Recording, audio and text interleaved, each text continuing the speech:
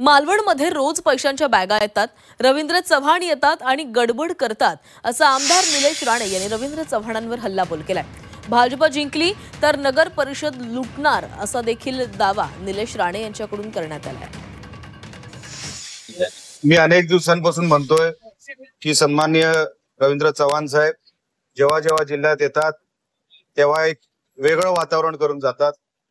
काल ते आले मालवणमध्ये आणि त्यानंतर मला संशय वाटला की हे असेच सहज आलेले नाहीत, नुसतं सभेसाठी आलेले नाहीत, तर त्याच्याबरोबर काहीतरी घेऊन आलेले आहेत आणि त्याचं आतापासून सुरू होणार। संध्याकाळपासून संध्याकाळची सभा होती। आपण अशा निवडणुका लढवणार आहोत का?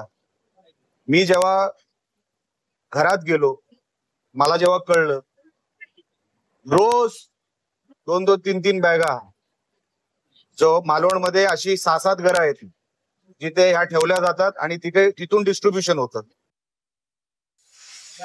ते अशा निवडणुका जर आपण लोकसंख्या किती, आपण वाटताय किती, आणि उद्या हे नगरसेवक निवडून जातील तर काम करतील का? तिकडे ते म्हणतील अरे पैसे दिलेत आम्ही तुम्हाला, आम्ही कशाला काम करू? ते वसुलीच्या कामाला लागतील उद्या जर चुकून हे निवडून गेले तर।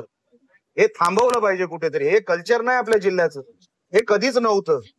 हे काही लोक बाहेरून आली आणि हे कल्चर इकडे ह्या जिल्ह्यामध्ये आणलं, हे थांबलं पाहिजे। हा माझा प्रयोग आहे। मी माझ्या त्या आपण जेव्हा लाईव्ह केलं तेव्हाही मी सन्मान्य केनवडेकर हे जुने भाजपचे कार्यकर्ते आहेत, ह्यांनाही मी सांगितलं साहेब ही पद्धत बरोबर नाही,